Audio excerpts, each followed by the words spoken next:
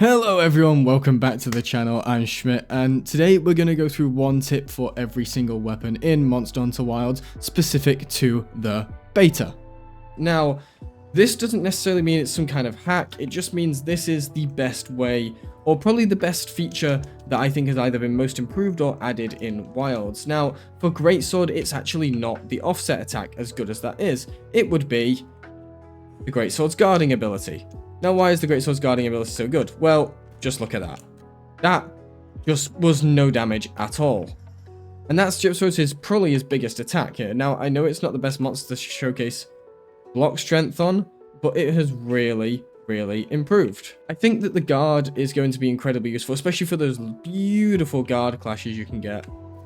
And yeah, you're just taking no damage on those perfect guards. I think the fact we have a perfect guard on the Greatsword is going to make it a massive amount more helpful, and it's going to become less of a panic button and more of an actual useful mechanic. So don't forget to use your perfect guards on your Greatsword if you want to take advantage of the full strength and defensive mechanisms on this weapon. Now, moving on to the sword and shield, this is actually a little different. This one's actually a combo, but it's not what you're used to. So, sword and shield, your standard combo that you remember from the last game, would be your perfect rush. Now, while you're doing your perfect rush, I actually think that after 3 hits of the perfect rush, it's actually better to go into charge chop. And the reason for that is, you just get a lot more damage. Now, I'm going to go find this Chargeblade, and I'll show you the kind of damage difference we're getting from that. Let's just do a standard perfect rush. You can see we're getting some nice numbers, but it's just not... I didn't even get to finish the combo. Thanks, Chargeblade. Since when did you actually do any kind of knockback? So let's try and hit that last attack. As you can see, okay, you can get the shield slam. That's not too bad. I would say you got about 100 damage there. So let's see how we get on with it this time. And into the charge chop. Personally, I think that is probably more damage and very good at opening wounds for you to be able to go into that as well. I think Charge Chop is the best new thing added to Sword and Shield, as well as its mobility, and honestly, I don't see another attack you should be using. The only time I would choose to use the actual Perfect Rush finisher, maybe in the full game, when they make some improvements to Perfect Rush, but otherwise, honestly, just for that aerial thing, for the mounting, or for the extra knockout damage on that shield. Moving on to our next weapon. Now, for the hammer, there's a new move that got added that I actually think is really powerful.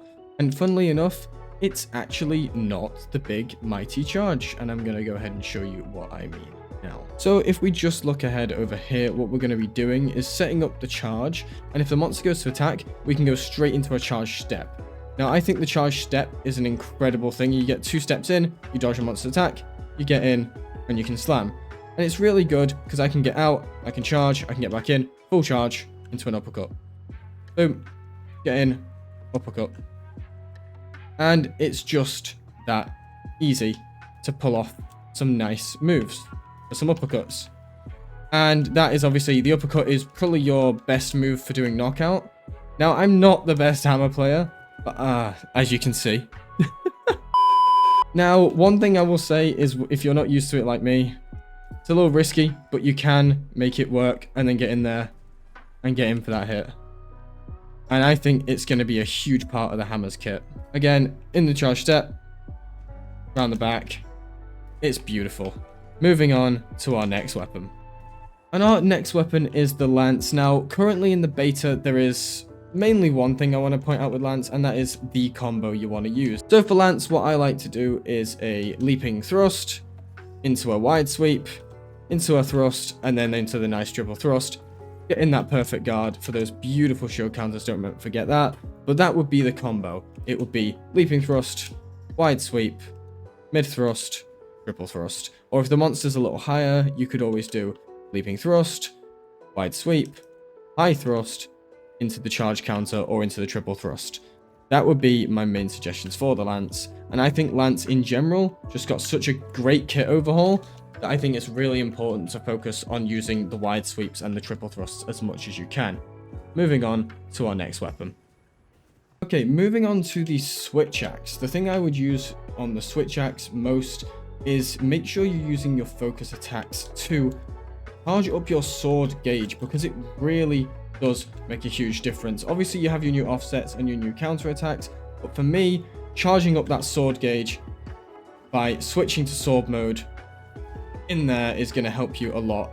And once you're actually fully charged on your sword, you can really start to take advantage of those wounds by throwing out a full release flash midway through your combo. Now we can just throw out those counters. Unfortunately, kind of not that effective, and they do need to buff the recovery time on that counter, because kind of sucks countering an attack only to be knocked right down. But if we can open up a wound, then we're going to see some nice improvement. Here we have a wound opened up. I'm going to switch into sword mode, and we can go straight into full release. Now, unfortunately, the monster moved on, but you get the idea. Moving on to our next weapon. Now, for me with Insect Glaive, what I've noticed first of all is you want to try and keep focus mode on permanently. So honestly, with Insect Glaive, running toggle focus mode might be the way to go. Now, once you have all three buffs, which I sometimes struggle to find, honestly, on some monsters. So we're just going to go ahead and chase this Chargeblade down, and we'll try and get the rest of the buffs.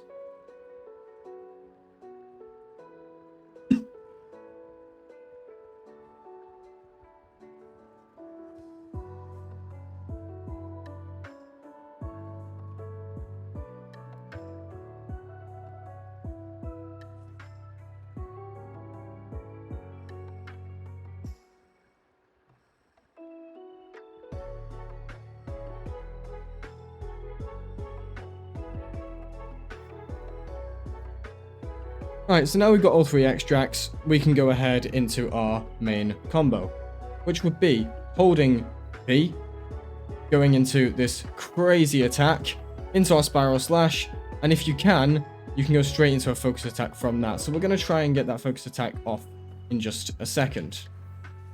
Here we go, up we go, down for the wound, there we go. And then we have all three extracts back. And that is your flow. Currently, in the beta for Insect Glaive, it is going to be a whole lot of spin, Spiral Slash, into Wound Break,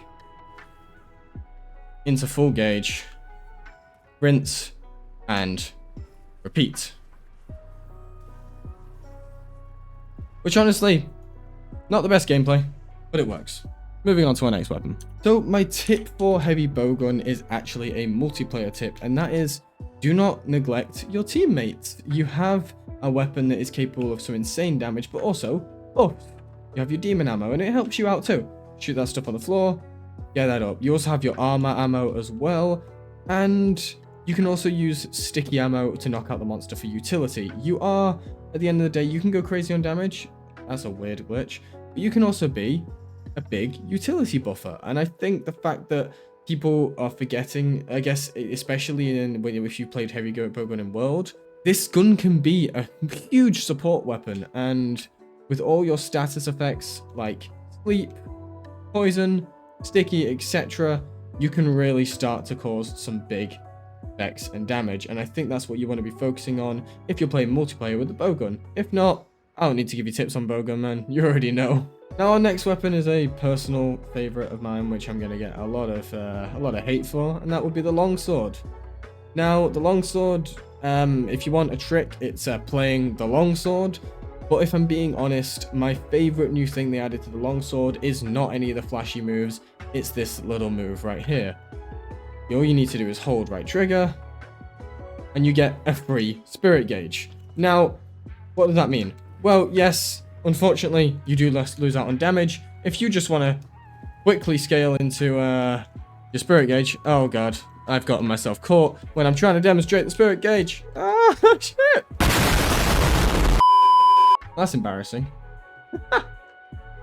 As I was saying, holding the trigger can immediately get you into your roundhouse slash. And what does that mean? Well, doing the round slash with a fully charged spirit blade means that you do not need to charge your gauge all the way to full through normal attacks. You can just charge like that. And I think that is incredibly cool, being able to do that. Now, the disadvantages are obviously you lose out on that combo damage, but getting yourself in there for your Helmbreaker early is a really important thing And I'd honestly recommend throwing that out sometimes if you just need to speed yourself up that little bit more. Now, my number one tip on dual blades is running those perfect dodges up. Not only will you get a huge damage increase for pulling as many perfect dodges as you can, but honestly, it just looks damn cool. But the DPS buff and the stamina regen buff is absolutely huge on these things. I mean, just being able to dodge around and do like damage through your dodges is absolutely huge on this weapon. And I highly recommend anyone using dual blades to make sure you can get those perfect dodge timings down. They are the same as the perfect block timings from what I know, so I highly recommend getting a bit of practice on getting those perfect dodges in. Now, sometimes they're not so easy to land, especially on attacks that look a little bit goofier to dodge, like that belly flop. That was just a little bit too early by me, but it is absolutely wonderful to play once you get the hang of it. And honestly, really recommend practicing getting those in there. I mean, look at that. It just looks... It might be the most flashy weapon in the game, in all honesty. There we go. There's the dodge. And that is what I want to see you guys doing when you play dual blades in Wilds. On to our next weapon. And our next weapon is the Hunting Horn. Now, what I want to see people abusing on the Hunting Horn is these echo bubbles, and I'm going to show you why. Let's just place a few around. Dodge the monster, echo bubble up. Dodge the monster, echo bubble up. I'm just going to put 3 nice echo bubbles, and now watch the damage. If you can keep the monster down in these echo bubbles, you're going to be getting ridiculous amounts of damage. And honestly, it's very satisfying. I mean, look at that. It's absolutely wild what you can do with Horn in this game if you get the hang of it. And I, for one, am looking forward to playing properly once we get the full game. Because I don't even need to be near the monster and I'm pulling out good damage. So yeah, abuse the echo bubbles as much as possible on the Hunting Horn. If I'm being honest, it is really... You're missing out on a lot of damage if you don't. Moving on to our next weapon. Now, my only tip for Gunlance, honestly, is if anyone is familiar with this combo, the Wormstake Full Blast combo, you've probably seen this entire combo run through, and then you go into your double Wyvern Fire at the end. It's pretty insane. And what I want to show you is a little way to get into that faster. So the general combo is an upswing, overhead smash, wide sweep, into your full blast, right? Now the better way of doing that is going single shelling into a wide sweep, straight into your full wyvern blast. And you skip 2 entire moves so that you can just start pulling out all that damage. And it is so worth the skip. Now, something else you want to keep in mind is just a little side tip. You've got guard points and perfect blocks on this weapon. Take advantage of them because they're really going to help you. Especially if you get a perfect block, you can go straight into your overhead smash from the perfect block, which can go into some pretty beautiful things, obviously, like the good old full burst. So please keep that in mind when playing Gunlance. Now, my advice for Chargeblade would be overcharge those files whenever you can. And the main reason is, honestly, it just gives you more to work with. Now, the way you overcharge files is you get your first 5, you then want to charge up another 5 as soon as you possibly can, and then overcharge like that. Now, the reason that is beneficial, especially for Chargeblade, boom. Now, we have more shield timer. Now we recharge again, like that. Get into our perfect guard because I can. Now, we want to just try to charge that up one last time. There we go. And then, hopefully, when we do our SAED, that is going to do a lot more damage because we have those overcharged files. So let's give that a little test right here. So we go into this, into our SAED, and you'll see those files are doing more damage than usual. I believe the base damage is usually 27. So overcharging is definitely worth it. Now another thing overcharging the files can do is give you more Savage Axe damage. And we'll just show that off real quick. So let's get our standard files. There we go. Now we're going to overcharge them. And you're seeing, for a Savage Axe, you're going to see some pretty damn high damage numbers. Into our AED, into our follow-up. and into our SAED. And those overcharge files helped out a lot with that. So I highly, highly recommend overcharging them up. Moving on to our next weapon. So for light bowgun, my recommendation is get yourself into rapid fire mode, as it is very powerful for multiple ammos. Then you're going to want to fire, sidestep, chaser shot, and you're going to get a lot of damage out of that. You can also get those quick reloads out of those sidesteps, so don't forget to use them. And honestly, the mobility of this weapon now is huge. So I have a lot of fun with it. Now for our final weapon, I have the bow, and honestly in the beta, the best thing I can recommend is get those perfect dodges in and use your tracer arrows. Perfect dodge would be the main thing, because that stamina recovery is honestly just too good to miss out on. It's really beautiful, and you can really take advantage of full power of the bow when you have that stamina recovery. Unfortunately, I'm water blighted, and I'm getting beaten up by 2 Balaharas. So today's not my day. But in general, that stamina recovery is going to help you a lot on the bow. So I highly recommend trying to get into using that as much as possible. Obviously, we know there's quite a few bow balance changes coming. And I think that perfect dodge is going to help even more when you're going down for the normal arrow spam that is going to be becoming a lot more powerful in the full game, as we know.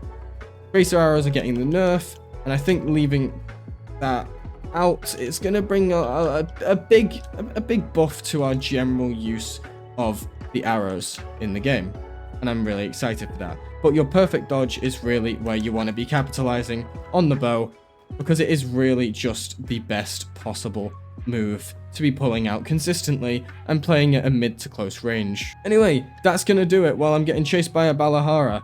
If you enjoyed the video, don't forget to leave a like, comment, subscribe, ring that bell, all that good stuff.